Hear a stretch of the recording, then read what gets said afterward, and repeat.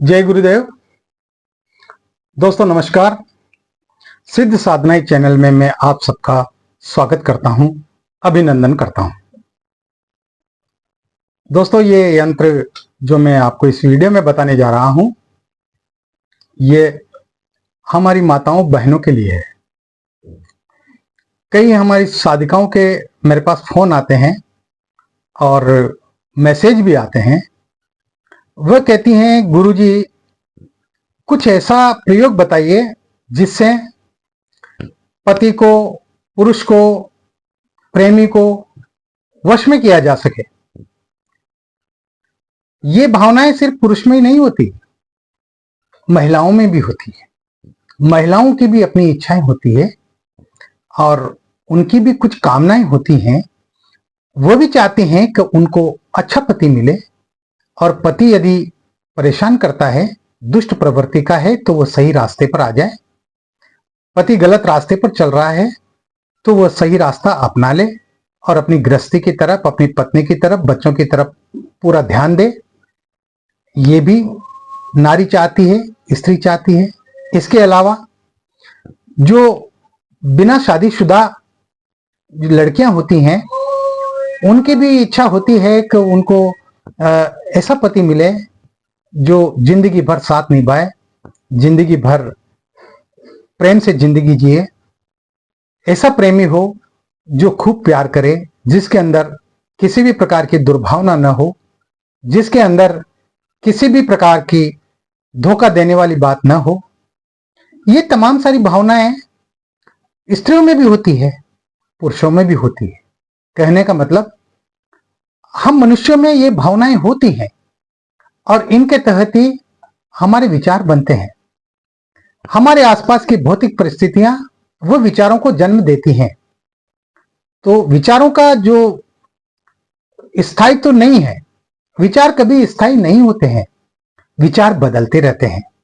जो हमारे आसपास की फिजिकल इंपेडिमेंट्स बदलती रहती हैं, भौतिक परिस्थितियां बदलती रहती हैं, उसी के अनुरूप हमारे विचार भी बदलते रहते हैं।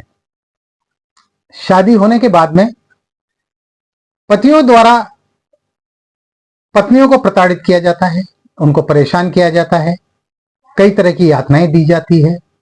और कोई भी स्त्री नहीं चाहती कि वो एक पति को छोड़ करके दूसरा पति प्राप्त करे, दूसरा पति बनाए। अरे जब सुख एक से नहीं मिला तो इस बात की क्या गारंटी है कि दूसरा पति जो है वो सुख दे देगा? एक को छोड़कर वो दूसरे के पास चली जाएगी, तो इस बात की कोई गारंटी है क्या वो उसको सुखी रखेगा? तो क्यों नहीं जो पहले वाला पति है उसी को ही सही रास्ते पर लाया जा सके, या जिसके बारे में वो सोचती है कि ये सर्वगुण है और हर तरह से मेरे उपयोगी है, ऐसे व्यक्ति को वो अपना पति बनाना चाहती है, उससे प्यार करना चाहती है, लेकिन वो उसके काबू में नहीं आ रहा। तो ये यंत्र जो मैं बताऊंगा, ये यंत्र पुरुष को काबू में कर देता है, स्त्री के, महिला के। पुरुष स्त्री और महिला के काबू में हो जाता है, वश में हो जाता है। तो जहां एक और पुरुषों के लिए वशीकरण मंत्र होते हैं, वहीं स्त्रियों के लिए भी वशीकरण मंत्र होते हैं, तंत्र होते हैं, यंत्र होते हैं। तो ये वीडियो बहुत खास होने जा रहा है, पूरा देखिएगा, स्किप मत कीजिएगा।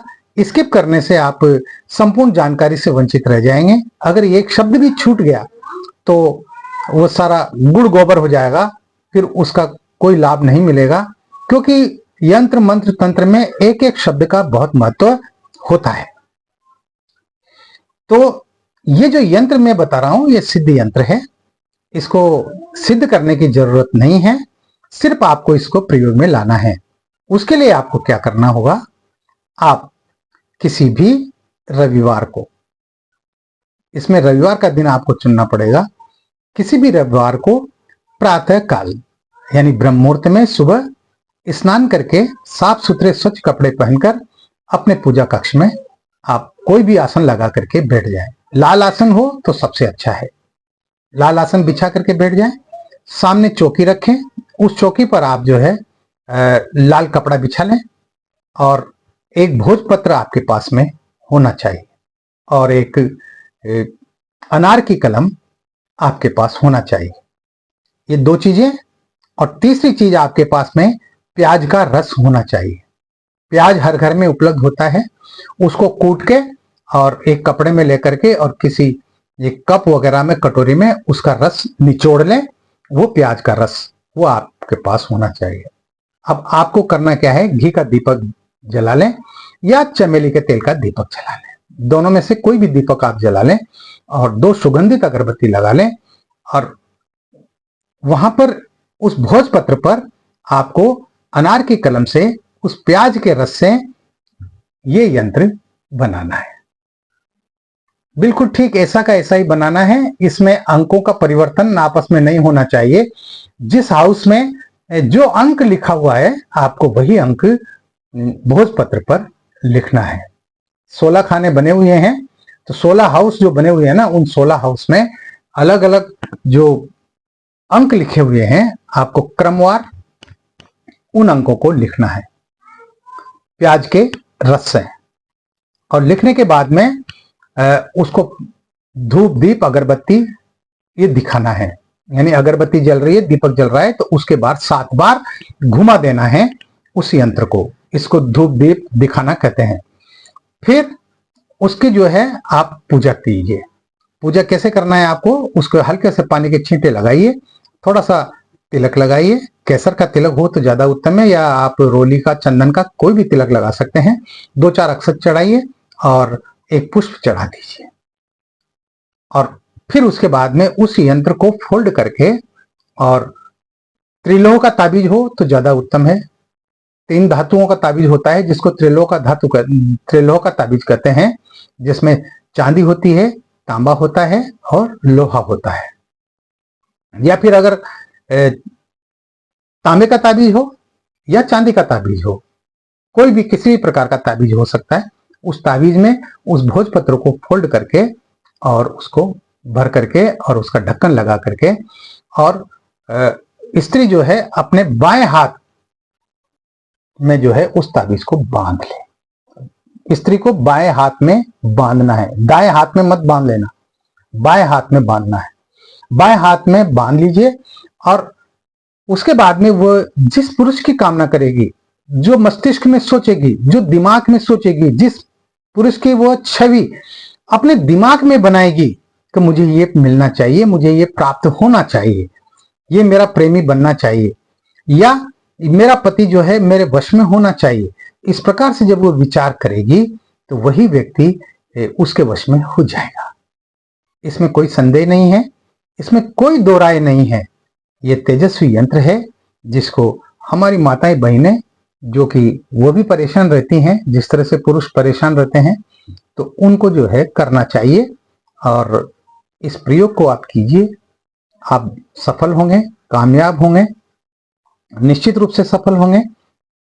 तो इस वीडियो में इतना ही। मिलते हैं एक और वीडियो में, एक और नई जानकारी के साथ में, नए प्रयोग के साथ में, यंत्र मंत्र तंत्र और साधनाओं के साथ में। तब तक बने रहिए सिद्ध साधनाएं चैनल पर, जो आपका अपना है। देखते रहिए। और किसी प्रकार का कोई सवाल है, आपके दिमाग में किसी प्रकार का कोई शंका है, तो आप स्क्रीन पर जो ये व्हाट्सएप नंबर चल रहे हैं, इन व्हाट्सएप नंबर पर आप मुझे मैसेज कर सकते हैं। आप अपने सवाल पूछ सकते हैं, आपको जरूर उत्तर दिया जाएगा, आंसर दिया जाएगा, जरूर दिया जाएगा। आपकी समस्याओं का पूरी तरह से समाधान किया जाएगा, इस बात का मैं वादा करता हूं आप लोगों से। तो इस वीडियो में इतना ही। हंसते रहिए, मुस्कुराते रहिए, प्रसन्न रहिए, खुश रहिए और अपने जीवन का निर्वहन आनंद पूर्वक करते रहिए। इसी आशा के साथ, जय गुरुदेव।